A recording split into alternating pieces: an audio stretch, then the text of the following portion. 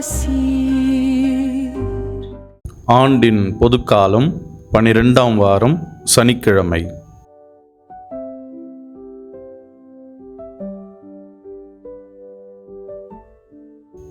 மகள் சீயோனின் பெரியோர் தரையில் மௌனமாய் அமர்ந்துள்ளனர். அவர்கள் தங்கள் தலைமேல் புழுதியை தூவி கொண்டுள்ளனர். சாக்கு உடை உடுத்தியுள்ளனர். எருசலேமின் கன்னிப் பெண்கள் தங்கள் தலைகளை தரை மட்டும் தாழ்த்தியுள்ளனர்.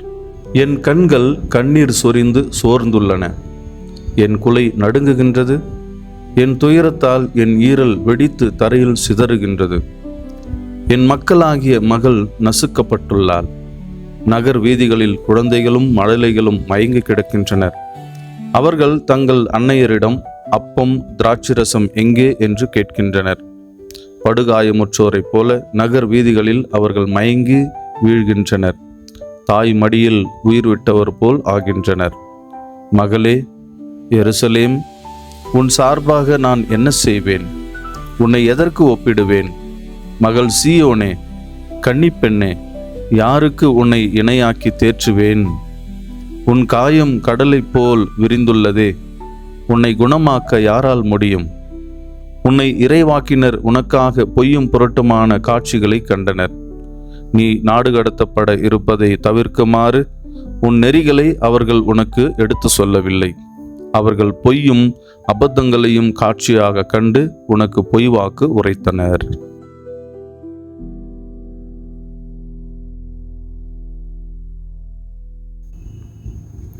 இறைவனால் தேர்ந்து கொள்ளப்பட்ட கிறிஸ்துவில் எனது அருமை அருளாசீர் ஊடக நண்பர்களே, யூதா நாடும் அதன் தலைநகரான எருசலேமும் பாபிலோனியர்களில் கையில் வீழ்ந்ததையும் அதன் விளைவாக இஸ்ரேல் மக்கள் அடிமைகளாக கொண்டு செல்லப்பட்டதையும் எண்ணி எரேமியா இறைவாக்கினர் புலம்பியதே புலம்பலாகும். இன்றைய முதல் வாசகம் இதனுடைய ஒரு பகுதியாக இருக்கின்றது. இன்றைய முதல் வாசகம் 3 பகுதிகளை கொண்டிருக்கின்றது. முதல் பகுதி யூதாவின் அழிவை பற்றிய புலம்பல். இரண்டாவது பகுதி யூதாவின் அழிவிற்கான காரணம். மூன்றாவது பகுதி யூத மக்கள், அதாவது இஸ்ரேல் மக்கள் தங்களை மீட்க வருமாறு இறைவனை அழைப்பது. முதல் பகுதி யூதாவின் அழிவை பற்றிய எரேமியா இறைவாக்கினரின் புலம்பல். இன்றைய முதல் வாசகத்தில் வரும் 2வது வசனம் மற்றும் 10 முதல் 13 வரை உள்ள வசனங்கள் எருசலேமின் வீழ்ச்சியை கண்டு எரேமியா புலம்புவதை நமக்கு அழகாக படம் பிடித்து காட்டுகின்றன. பாபிலோனியர்களால் அழிக்கப்பட்ட யூதா நாட்டை மிகவும் தத்ரூபமாக தன்னுடைய வார்த்தைகளில் எரேமியா இறைவாக்கினர் இங்கு படம் பிடித்து காட்டுகின்றார். பெரியவர் முதல் சிறியவர் வரை இங்கு அனைவருமே அழிவுக்கு உள்ளானதை பற்றி சுட்டி காண்பிக்கப்படுகின்றது. 11ஆம் வசனத்தில் நகர் வீதிகளில் குழந்தைகளும் மழலைகளும் மயங்கி கிடந்தனர் என்று வாசிக்கின்றோம். இந்த வார்த்தைகள் வெறும் குழந்தைகளை பற்றிய வார்த்தைகள் அல்ல, மாறாக யூதா நாட்டின் எதிர்காலமே சிதைந்து கிடப்பதை சுட்டி காட்டுகிறது. 2வது பகுதி யூதா நாட்டின் அழிவுக்கான காரணம். வசனம் 14 இதை நாம் பார்க்கின்றோம்.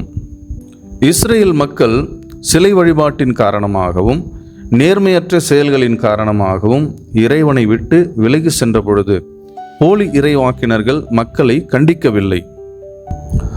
மக்களின் நெறிகேடுகளை, அவர்களுடைய தவறுகளை சுட்டி காட்டாமல் அவர்களுக்கு பிடித்த காரியங்களை அவர்களுக்கு சொல்லி தங்களை பாதுகாத்து கொண்டார்கள். மேலும் உண்மையை எடுத்துரைத்த சில உண்மையான இறைவாக்கினர்களின் குரலை அவர்கள் நசுக்கினார்கள். இப்படிப்பட்ட போலி இறைவாக்கினர்களுக்கு செவி கொடுத்ததே யூதாவின் அழிவுக்கு காரணமாக அமைந்தது என்று இங்கு எடுத்து சொல்லப்படுகின்றது. உண்மை இறைவாக்கினர்கள் அங்கு இல்லாமல் இல்லை. அங்கு அவர்கள் இருந்தும் யூத நாட்டு மக்கள் இவர்களை மதிக்காமல் போலி இறைவாக்கினர்களுக்கு முக்கியத்துவம் முதலிடமும் கொடுத்து வந்தார்கள். 3வது பகுதி யூதா நாட்டு மக்கள் தங்களை மீட்குமாறு இறைவனை நோக்கி அழைப்பு. இன்றைய முதல் வாசகத்தின் 18 மற்றும் 19ஆம் வசனங்களில் இதை பற்றி நாம் வாசிக்கின்றோம். அழிவை சந்தித்து நாடு கடத்தப்பட்ட சூழ்நிலையிலும் தங்களையே அவர்கள் நொந்து கொள்ளாமல் இறைவனை நோக்கி குரல் எழுப்ப இறைவாக்கினர் எரேமியா அவர்களுக்கு அழைப்பு விடுக்கின்றார். ஏனெனில் மீட்பு அல்லது விடுதலை இறைவன் மட்டுமே தர முடியும். எனவே வாழ வேண்டுமென்ற விருப்பம் இருந்தால் அவரையே பற்றி கொள்ள வேண்டும் என்று அவர்களுக்கு கற்றுக் கொடுக்கின்றார். அன்புக்குரியவர்களே, மேற்கண்ட 3 பகுதிகளையும் நமது வாழ்வோடு சற்று ஒப்பிட்டு பார்க்கலாம். முதல் பகுதியில் சொல்லப்பட்டிருப்பது போல நாமும் நமது துன்ப நிலையை நினைத்து கலங்குகின்றோம், புலம்புகின்றோம், வேதனைப்படுகின்றோம். இவ்வாறு முதல் நிலையில் இருக்கும் நாம் 2ஆம் நிலைக்கு கடந்து செல்வதில்லை என்பது ஒரு கசப்பான உண்மை. அதாவது துன்பப்படும், வேதனைப்படும் நாம் அதை பற்றி புலம்புகிறோமே தவிர அதனுடைய அடுத்த நிலையான அதற்கான காரணத்தை ஆய்ந்து அறிந்து கொள்ள முயற்சி செய்வது இல்லை. நாம் நம்முடைய பிரச்சனைகளுக்கான காரணங்களை மேலோட்டமாக பார்த்து இதற்கு மற்றவர்களும் நம்மை சுற்றி இருப்பவர்களும் தான் காரணம் என்று சொல்லி அவர்களை குற்றப்படுத்தி குறை சொல்வதிலேயே நாம் குறியாக இருக்கின்றோமே தவிர பிரச்சனைக்கான உண்மையான காரணத்தை தேடிச் செல்வதிலோ அல்லது அதன் ஆணிவேரை அறிந்து அகற்றுவதிலோ நாம் ஆர்வம் காட்டுவதில்லை. இன்றைய முதல் வாசகத்தை மேலோட்டமாக பார்க்கின்ற பொழுது போலி இறைவாக்கினர்கள்தான் இஸ்ரேல் மக்களின் அழிவுக்கு காரணம் என்று தோன்றுகின்றது. ஆனால் உண்மையில் இஸ்ரேல் மக்களுடைய அழிவுக்கு காரணம் என்பது அவர்கள் இந்த போலி இறைவாக்கினர்களின் வார்த்தைகளுக்கு செவிமடுத்ததுதான் என்பதை நாம் புரிந்து கொள்ள வேண்டும். நம்முடைய வாழ்க்கையிலும் நம்முடைய பிரச்சனைகளுக்கு மற்றவர்களை விட நாம் தான் முழுமுதல் காரணமாக இருக்கின்றோம் என்கின்ற தெளிவை நாம் எப்பொழுதும் பெற்றிருக்க வேண்டும். இப்படிப்பட்ட இந்த தெளிவான மனதோடு தான் நாம் ஜெபிக்கும் 3ஆம் நிலைக்கு கடந்து செல்ல வேண்டும். நமது வாழ்வில் வரும் பிரச்சனைகளை புரிந்து கொண்டு ஜெபிப்பதற்கும் புரிந்து கொள்ளாமல் ஜெபிப்பதற்கும் நிறைய வித்தியாசங்கள் உண்டு. பிரச்சனைகளுக்கான காரணத்தை தெரிந்து கொள்ளாமல் ஜெபிக்கும் பொழுது அடுத்தவர்கள்தான் அந்த பிரச்சனைகளுக்கு காரணம் என்றும் அவர்கள் மனம் மாற வேண்டும் என்றும் நாம் ஜெபிக்க ஆரம்பிக்கின்றோம். நாம் யாருடைய மனமாற்றத்திற்காக ஜெபித்து கொண்டிருக்கின்றோமோ அவர்களே நம்முடைய மனமாற்றத்திற்காக அதே ஆலயத்தில் ஏதாவது ஒரு மூலையில் அமர்ந்து கொண்டு ஜெபித்து கொண்டிருக்கின்றார்கள் என்பதை நாம் ஒருபொழுதும் மறந்துவிடக்கூடாது. எனவே பிரச்சனைகள் மட்டில் நாம் ஒரு தெளிவை கொண்டிருக்க வேண்டும். நேரத்திற்கு நேரம் சுய ஆய்வு செய்து தன்னையே சரி செய்து கொள்ள வேண்டும். அதுவே ஒருவரின் வளர்ச்சிக்கு மிகவும் உதவியாக இருக்கும்.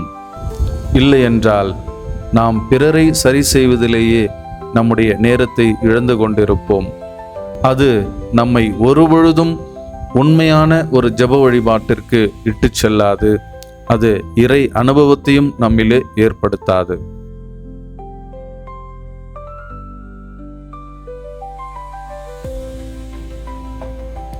எங்களை படைத்து பாதுகாத்து வரும் பரம தந்தையே, இதோ இந்த நாளுக்காக நாங்கள் உமக்கு நன்றி செலுத்துகிறோம். இந்த மனித குலத்தை உமது சாயலில் படைத்தீர். இந்த சாயல் சிதைந்து விடக்கூடாது என்கின்ற ஒரே காரணத்திற்காக உமது அருள் வரங்களை எங்கள் மீது ஒவ்வொரு நாளும் பொழிந்து எங்களை பாதுகாத்து பராமரித்து வழிநடத்தி வருகின்றீர். இதற்காக நன்றி செலுத்துகிறோம் ஆண்டவரே. அன்பு ஆண்டவரே, எங்களுடைய வாழ்க்கையிலே எங்களுக்கு வருகின்ற பிரச்சனைகளுக்கு மற்றவர்கள்தான் காரணம் என்று சொல்லி அவர்களை முத்திரை குத்துகிறோம், அவர்களை குற்றம் சொல்லுகிறோம், அவர்களை விமர்சிக்கின்றோம். ஆனால் அன்பு ஆண்டவரே, எங்களுடைய பிரச்சனைகளுக்கு நாங்கள்தான் முதல் காரணமாக, முதன்மையான காரணமாக இருக்கின்றோம் என்பதை புரிந்து கொண்டோம். இதோ எங்களுடைய பிரச்சனைகளை நாங்களே சுய ஆய்வு செய்து சரி செய்து உம்முடைய மக்களாக வாழ்வதற்கு தேவையான அருள் வரங்களை எங்களுக்கு நிறைவாக தந்து வழி நடத்தும்.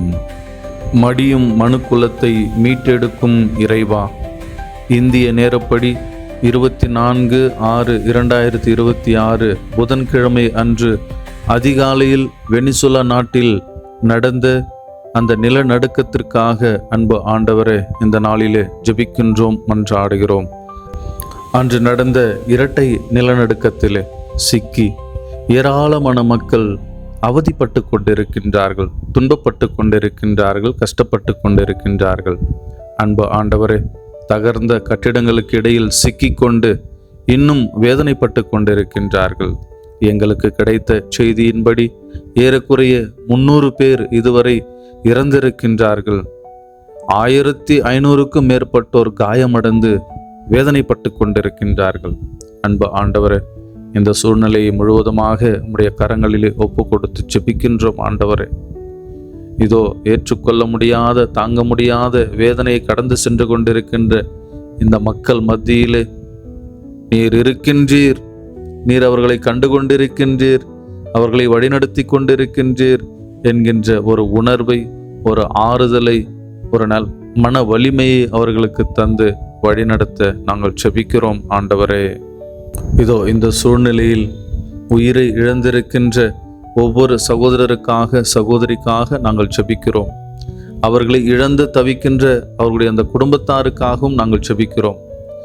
இதன் வழியாக தங்களுடைய பெற்றோர்களை இழந்து கதறுகின்ற அந்த குழந்தைகளுக்காக நாங்கள் ஜெபிக்கின்றோம். உணவு இல்லாமல், உறக்கம் இல்லாமல், இருப்பிடம் இல்லாமல் எங்கு செல்வது, யார் எங்களுக்கு உதவி செய்வார்கள் என்று ஏங்கி தவித்து கொண்டிருக்கின்ற நல்ல உள்ளங்களுக்காக அன்பு ஆண்டவரே இந்த நேரத்தில் ஜெபிக்கிறோம். சுமை சுமர்ந்து சோர்ந்திருப்பவர்களே, நீங்கள் எல்லோரும் என்னிடம் வாருங்கள் என்று சொன்னீரே ஆண்டவரே. இதே போல நல்ல உள்ளம் கொண்ட மனிதர்கள், இப்படிப்பட்ட வேதனைப்படுகின்ற மனிதர்களுக்கு உதவ முன்வர வேண்டும் என்று நாங்கள் ஜெபிக்கிறோம். இதோ இந்த சூழ்நிலையை கண்டு கொண்டிருக்கின்ற பிற நாடுகளும் இந்த மக்களுக்கு உதவ முன்வர நாங்கள் ஜெபிக்கிறோம். அன்பு ஆண்டவரே, பல தரத்தில் இவர்களுக்கு தேவையான அனைத்து உதவிகளையும் செய்து இவர்களை சிறப்பான முறையில் ஆறுதல் தந்து வழிநடத்திட நாங்கள் ஜெபிக்கிறோம், மன்றாடுகிறோம். அன்பு ஆண்டவரே, இவர்களை மீட்கின்ற பணியிலே ஈடுபட்டிருக்கின்ற ஒவ்வொரு சகோதரரையும் நீர் நிறைவாக ஆசிர்வதியும் ஆண்டவரே. அந்த மீட்பு பணியில் ஈடுபட்டிருக்கும் ஒவ்வொருவருக்கும் வலிமை, ஆற்றலை, சக்தியை தாரும் ஆண்டவரே. நல்ல உடல் உள்ள சுகத்தை தாரும் ஆண்டவரே. அவர்கள் மனம் தளராமல் இந்த பணியில் ஈடுபட்டு இது நிறைவு பெறுகின்ற வரை அந்த மக்களோடு இருந்து இந்த மீட்பு பணியை முழுவதுமாக கையில் எடுத்து செய்கின்ற நல்ல வரங்களை, ஆசீர்வாதங்களை அவர்களுக்கு தாரும் ஆண்டவரே.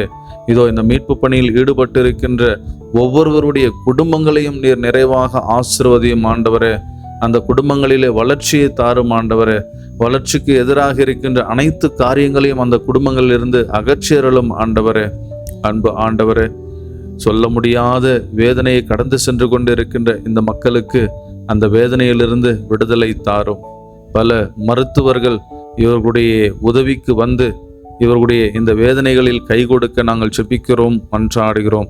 இந்த மருத்துவ பணி செய்கின்ற மருத்துவர்களையும் செவிலியர்களையும் நிறைவாக ஆசீர்வதித்த அன்பு ஆண்டவரே, அதன் வழியாக இவர்களுடைய வேதனைகள் மிக விரைவில் தணிக்கப்பட, இவர்களுடைய காயங்கள் ஆற, மனக்காயங்கள், உடல் காயங்கள், தங்களுடைய சிந்தனைகளிலே வந்திருக்கின்ற அனைத்து காயங்களிலிருந்தும் இவர்களுக்கு விடுதலையை தந்து இவர்களை சிறப்பாக வழிநடத்த நாங்கள் ஜெபிக்கிறோம், மன்றாடுகிறோம். இதை கண்டவர்கள், குழந்தைகள் என்று பலரும் அதிர்ச்சியில் ஆழ்ந்திருக்கின்றார்கள்.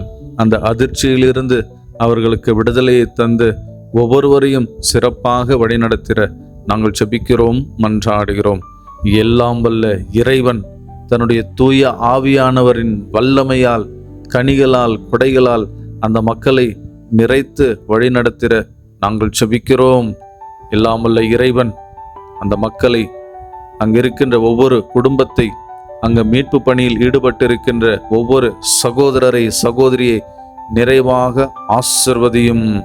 தந்தை, மகன், தூய ஆவியாரின் பெயராலே ஆமென்.